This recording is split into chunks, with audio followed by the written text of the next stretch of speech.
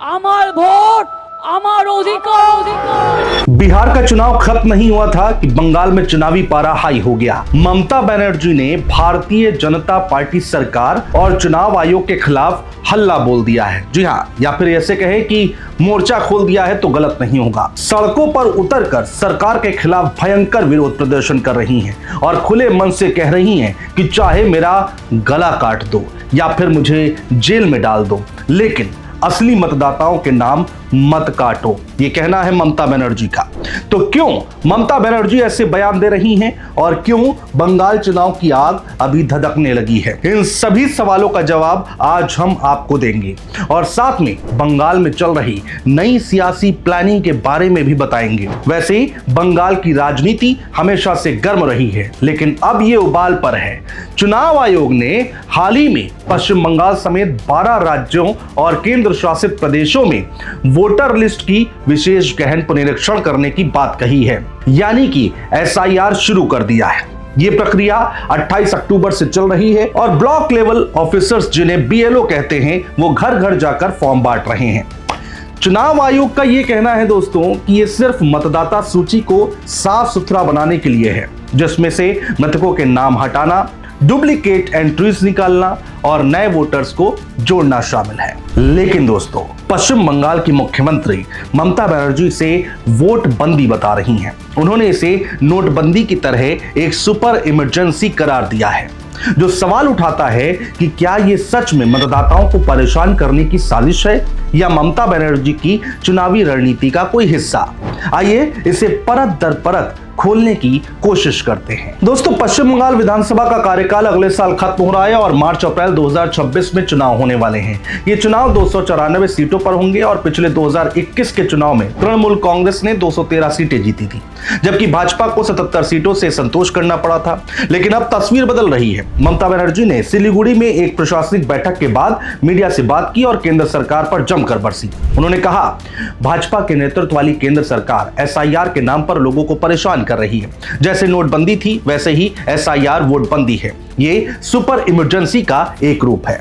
ममता बनर्जी ने चुनाव आयोग से इस प्रक्रिया को तुरंत रोकने की मांग की है और चेतावनी दी है कि अगर ये गलत तरीके से चली तो बंगाल में इसे लागू करना आसान नहीं होगा। इतना ही नहीं दोस्तों, उन्होंने कोलकाता में अपने मंत्रियों और पार्टी नेताओं के साथ एसआईआर के खिलाफ मार्च भी निकाला। सिलीगुड़ी के 2 दिवसीय दौरे पर उन्होंने चुनाव आयोग पर हमला बोला और कहा, चुनाव से ठीक पहले एसआईआर कराने की क्या जल्दी है।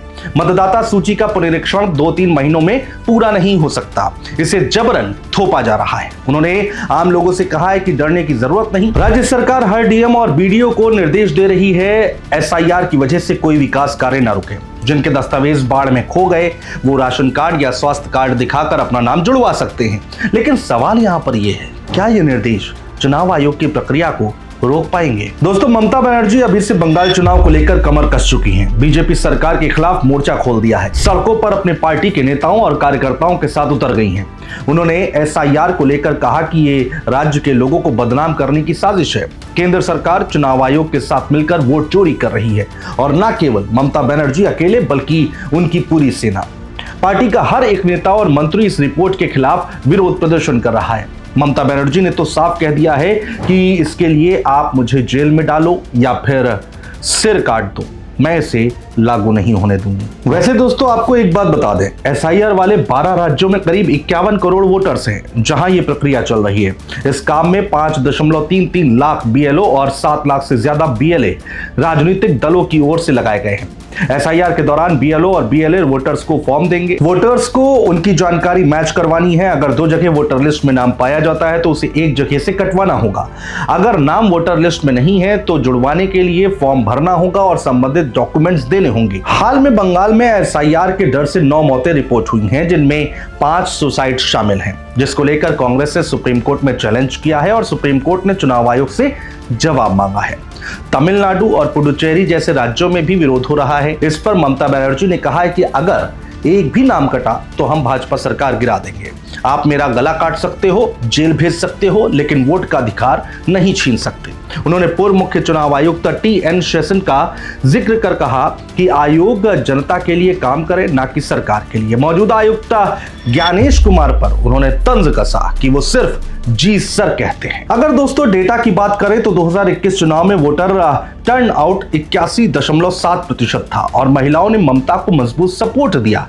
लेकिन अब ओपिनियन पोल्स में भाजपा मजबूत हो रही है, खासकर उत्तर बंगाल में। लोकसभा चुनाव 2024 में भाजपा ने बंगाल में 12 सीटें जीती, जबकि टीएमसी को 29 सीटें मिली। लेकिन विधानसभा अलग है। कुल मिलाकर ये जंग सिर्फ वोटर लिस्ट की नहीं बल्कि सत्ता की है। ममता बनर्जी की रणनीति है एसआईआर को रोककर अपने वोट बैंक को बचाना और भाजपा को बाहरी बताना। लेकिन अगर एसआईआर हुआ तो लाखों नाम कट सकते हैं, जैसे बिहार में हुआ। अब सवाल यह है कि क्या चुनाव आयोग झुकेगा या बंगाल की जनता फैसला करेगी। ये कहानी अभी खत्म नहीं हुई बल्कि क्लाइमैक्स की ओर बढ़ रही है। 2026 चुनाव में क्या होगा ये समय बताएगा, लेकिन एक बात साफ है, बंगाल की सियासत में अब कोई चुप नहीं रहेगा और एक तूफान आने वाला है। बहुत शुक्रिया दोस्तों, जय हिंद।